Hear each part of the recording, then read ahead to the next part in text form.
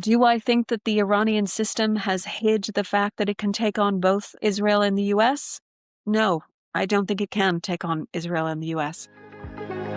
Conflicts of Interest, brought to you by ACLED. Welcome, everybody, to another emergency podcast on the Iran crisis. My name is Clionadh Raleigh. I am the founder and director of ACLED, and Bron is here. Yeah, so I'm the media relations manager here, and we've been keeping on top of things as they develop in Iran. So, over the last few days, we've seen these sustained strikes between the US, Israel, Iran, and alongside all this cross-border activity around Iraq and the Kurdish regions. I wondered whether you might summarize how the situation looks on the ground at the moment. So this is an interesting development that has been relatively quiet relative to what's going on in the wider region. So, of course, this all started on Saturday, where there was strikes in the near abroad, I would almost call it, like the neighborhood of Iran itself, of course, and then especially in Gulf states. On Sunday, of course, there were some assassinations of senior Iranian leaders, and then we had a podcast, I think, to follow that up. Effectively, what we've seen since is that there is a continual amount of strikes. Of course, in Iran, there seems to have been a kind of segmentation.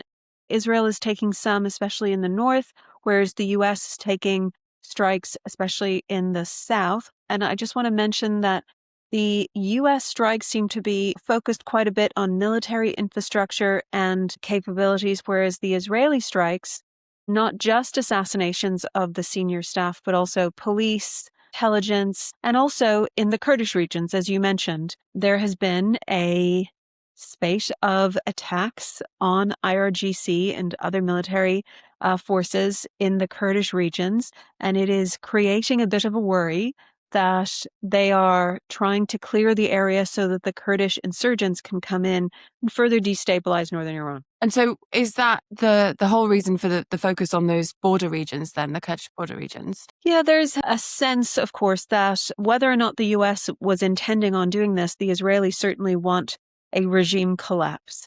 And so one way to do that, of course, is to assassinate all the senior members. And I'll get back to that in a second because that's an interesting component. Assassinate the senior members, but also to destabilize the number of armed groups that are already in the state. And so there's been a concern, potentially a plan, no one really knows at this point, to both support the Baloch insurgents coming in from Pakistan and in that border region in the south and the Kurds from the north. I think that in general, what we're looking at is both the US and the Israeli forces are very interested in destabilizing the situation at the local level, as well as, of course, eliminating and destabilizing the system from the top. And so it seems that in the last sort of 24 hours, that decline in those regions has been kind of widely noted. Is there a reason for that you can identify? Well, it could be anything because we're only, 4 or 5 days in? I mean, it could be all sorts of explanations. But there has been this really cacophonous, discussion about who has more weapons and who's waiting on what in order to really unleash. I think that everybody had used up quite a lot of their equipment, or it was destroyed in June of last year. But, there are, let's say, cheap weapons like drones that are causing a lot of destruction for especially the US equipment and in Gulf areas from the Iranians. The US has a concerted effort to try to eliminate those drone launchers, targeting sites, etc., or rather sites where they're using them from. And it could just be that certain days have certain priorities rather than it being a change in strategy. I don't think anything can be talked about as a strategy at the moment. It's too soon.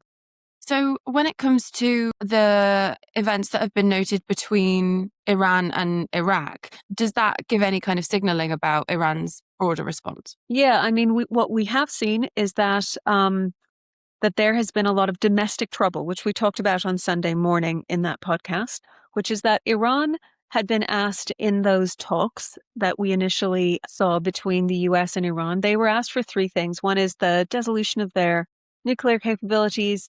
One is the sharp restriction of their ballistic missiles. And in particular, because they represented a regional threat, we now see that regional threat, was that Iran would no longer support these militias operating in several countries throughout the region. And what we've seen, especially, is those two, ballistic missiles and, of course, the support for those militias, were real threats. They were real issues that the countries in the region had been grappling with. As expected, there's been some domestic problems, specifically in Lebanon. Yemen is certainly starting to become a little unstable, and Iraq. And of course, we've seen what was happening in Pakistan. We mentioned it before.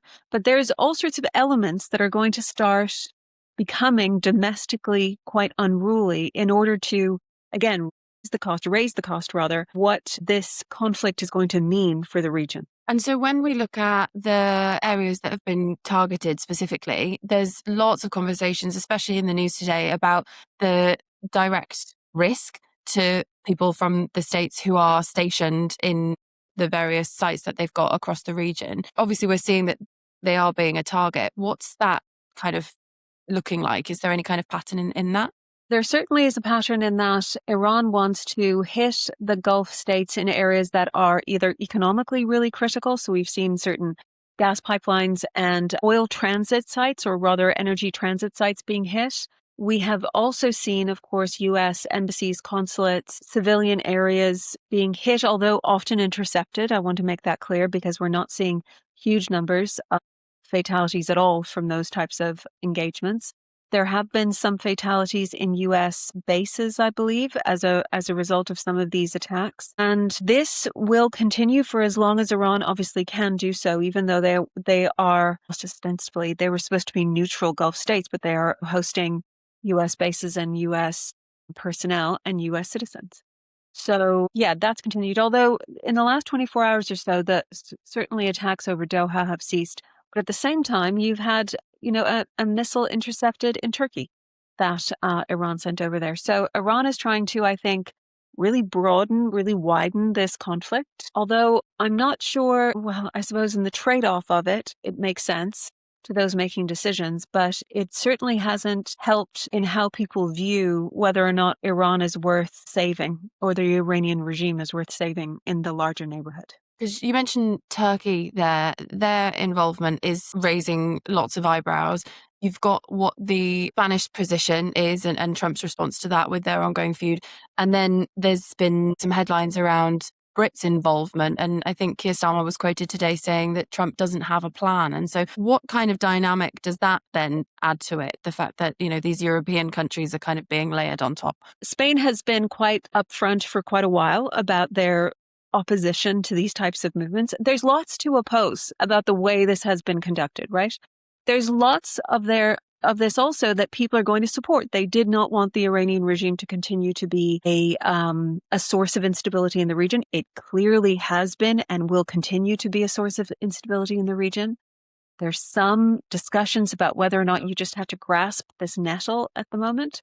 That said, is there a plan about what's happening? And as you mentioned earlier, kind of a strategy to what's happening. I'm not sure that this is going in the direction that anybody thought, except for the Israelis. I think the Israelis certainly knew it was going to go in this direction. I think that potentially one story that I think has some support is that Trump does believe it's going to be relatively short. He did believe that some level of regime decapitation rather than regime change would have been totally acceptable to him, very similar to a Venezuelan situation. He, of course, yesterday, I believe, was quite surprised that everybody seemed to be dead in the senior elite ranks.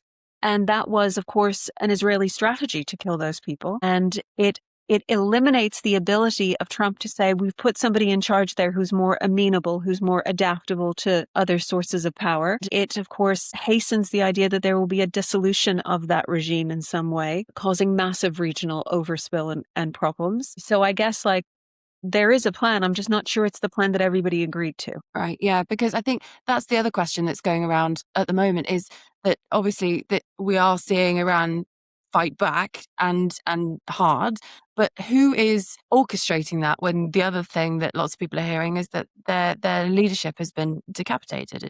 So it certainly has been decapitated. And of course, very recent reports indicate that Mojtaba, the son of the former supreme leader, Ayatollah Khamenei, is now going to take over that position. He's always wanted it, but in fact, the former Ayatollah did not want there to be a hereditary process, so kept him out of that for a while. They've got a big problem. actually, they have two big problems. If you are the Iranian Supreme Council who gets to debate who fills in these positions. As we mentioned on Sunday, there's a 4-level succession plan. But the Israelis got rid of the first level in June. They've gotten rid of the second level last weekend. They're now on the kind of third level of that. And if they announce both who's the new supreme leader, but also who fills, who's the chief of the army, who's the head of the IRGC, etc. As soon as they announce those people, they become assassination targets. And if they don't announce those people, then people throughout the very intensely intertwined Iranian security system don't know who to take orders from. Another thing has come to light, Mosaic Doctrine, which is that the Iranians encouraged and had built a decentralized platform of leadership or of action they hastened to put in place post June of last year. And this effectively said that if we're under attack, if we're at war, then each of the offices that are operational within the security sector have their own remit and agency to operate as necessary. Now, I'm extremely skeptical about this, right? I'm extremely skeptical about something that they have built for 40 plus years. Suddenly it can have such a massive cultural change and operational change in the space of, well, technically maybe a few months, but in reality over the course of the last week. Extremely skeptical. I also think it's a great PR move on the Iranians' part, right? I think there's a lot of PR moves, but you'd be better at pointing those out than me. Well, it's because the PR space and that kind of hypothetical backup planning, I think there's been a lot of conversation about when you were saying the militias that are linked and have those relationships and how they kind of surround around like physically on a map as well as. And so lots of the conversations about those, whether it's Hezbollah, the Houthis or Hamas even saying, if something happens with Iran, this is what we'll do. There's been a lot of if conversation until now. And so now something has happened. People are kind of somewhat surprised that there hasn't been more direct response from them. Is that something that you would expect to happen, or is it something that we're probably just still waiting for? Yeah, I mean, I think that armed groups and governments, right, they're all engaged in peacocking, which is like, look how big and strong and important we are in this region. It's important to note here that the Cyprus hit was Hezbollah, it was not Iran.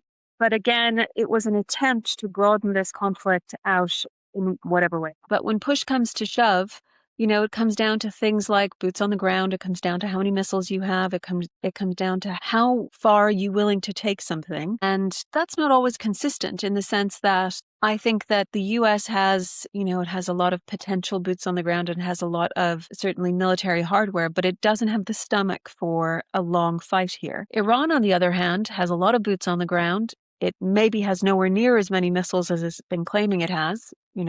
That's still an open question. But it has an unbelievable degree of resilience to what is, in fact, entirely an existential threat. So, I read something recently that said, well, what if Iran just won't stop fighting? They just won't stop. And I think that's a really good question because I don't think that they will stop. Is it going to be exactly like the regime right now? Probably not. But I cannot see any situation in which the system of the Iranian security, from defense to the IRGC to the domestic police to et cetera, I can't see any situation in which they would accept some sort of an alternative leadership structure and a completely changed ideology and operational significance in the region. I can't see it. There has been conversation today even about whether Iran's military capabilities are being degraded because the officials in the West are suggesting that the rate of their missile launch is declining. Do we think that's speaking to what they're capable of or what they're prepared to do? I think that we can't speak to that just at the moment. They could just be, consolidating, today, because again, it's been 4 or 5 days at this point, right? It's not the right time to say, their capabilities have been massively degraded. I will say this, which is one, they have not been able to cease traffic on the Straits of Hormuz as they claimed they would be. What they are doing at the moment is raising the costs to supporting either directly or indirectly the US with their neighbors, right? That's what they are doing. And they are making, of course, movement and traffic in this area extremely difficult, but they're not ceasing it. They don't have those abilities. The US has spent quite a lot of its very significant defense hardware on trying to destroy the infrastructure and the stockpiles in Iran. That's not what the Israelis have been spending their time on. They're both very good at those respective responsibilities. So, do I think that the Iranian system has hid the fact that it can take on both Israel and the US? No, I don't think it can take on Israel and the US. So the question is, who's going to blink first? Yeah, because the reports in the last few minutes at the time of recording, there's US submarine has sunk a Iranian warship, and there's also been a threat kind of alongside that news that, the States is prepared to move further into Iran and have that more kind of expansive military campaign. It is something they are on paper capable of doing. Is that a smart move? Is that what we're expecting to happen as this progresses? I think that there's a real sense in the US itself, where I currently am, but there's a real sense in the US that there isn't a huge amount of support for like another but worse Iraq. And of course, the vice president, J.D. Vance, has come out several times and said he's not totally against these foreign wars, and yet so he stayed very quiet. And then Pete Hegseth has made a series of strange assessments of previous wars, such as the Iraq War and Afghanistan, of course, implying in some ways that it was the intention of the former U.S. military and decision makers at that time to stay in these positions, or to intend to stay for as long as they did. When in fact, as we all know, this was a creeping crisis. It had different dimensions at different times. And at none of those times was it fortuitous or sensible to leave a situation when you'd already invested so much. So I think some hard lessons are about to be learned on the US side. Again, I think that Israel is the only player in all of this that had a sense of how this would go. Although, again, I think everybody was quite surprised that the regime itself had been so decapitated on the very first day. But again, that had been a long-standing goal. Yeah, and as far as the kind of the criticism or the skeptics, what weight does that actually carry? Does it make much of a difference to what's going on, whether European leaders agree or not agree? Well, I'll say that Turkey being attacked, although it was intercepted, Turkey being attacked, Turkey's a NATO member, this is going to have a significant effect on some of those conversations. Europe is not in a position where they want to, of course, continue to support the idea of an Iranian regime. They weren't getting anywhere with it. I mean, I don't think anybody wants a war the size of what may occur to be on their backyard, but it will be far worse than Ukraine. Yeah, no, well, absolutely. And I think maybe that's what everyone's kind of braced for, because at the time there was conversation with Ukraine, wasn't there, about how that wasn't going to last very long, and it was these two main players and left to it. So there has definitely been conversations that kind of suggest that. So if we're thinking about how these things happen in phases, how would you describe the phase that we're in at this point? The beginning of the beginning. How different players are going to align now, I think, is very unknown. But I will say this, which is that the first thing I would expect to happen is that both the Baloch and the Kurdish insurgent groups will really welcome this chance to become more active and relevant in the region again, especially with US support. So even if it wasn't the plan, I think that they are advertising, or they are campaigning for it to be the plan. And I do think that several Gulf states will bury their own hatchets with each other in order to have a much stronger say about what's going to happen in this war. Because if Trump administration kind of loses interest or loses the will to see this out, it's going to be their problem with Israel. So I would expect to see far more interest in how they can cooperate rather than compete in this area. That said, when you have a situation where formally kind of competing middle powers are now going to cooperate, the way in which they'd been building their allies, especially within the Horn of Africa, is also going to go through kind of a shift in power calculus. And so some conflicts that I thought were maybe a little bit more likely to be on the horizon, such as Ethiopia has been saber rattling around Eritrea, etc., I think those will be put on hold as it's clear who's supporting who and whether or not this is a priority for those Gulf states anymore, or this is something that can be dealt with later. Yeah, so some will be on hold. Others, of ISIS, Al-Qaeda, some of the more flexible and malleable groups will be taking a lot of opportunities here, especially as people are distracted. I think the impact of that and that kind of wide-reaching footprint that it's got is kind of touching everybody differently. And I think lots of the headlines about the oil markets and the stock markets as a result, and the price of things being so high right now, is that kind of jolt is being felt right across the world at the moment. And so what is it that we're expecting as things continue? Is that likely to settle anytime soon? Is that something that we can point out? I don't know, in part because a lot depends on whether the US will be able to escort oil tankers, as they've claimed they will, through the Straits of Hormuz. I mean, in some ways, that's a good idea if your priority is the oil market. It's a bad idea if your priority is not getting hit with missiles. You know, there's ways around the Straits of Hormuz. They have also been bombed recently. There's sanctions on other major oil exporters. So I would expect that certainly the oil price will grow. And as that grows, all sorts of other things grow, you know, interest rates, etc. But I will say this, which is that one of the things I've personally noticed, although I'm not an economist, so not an expert by any stretch of the imagination, is that economic indicators are no longer cooperating or correlated in the ways that they have been before, right? So things that we would have expected to be aligned with each other, moving up at the same time or moving down and moving up simultaneously, that's not happening anymore.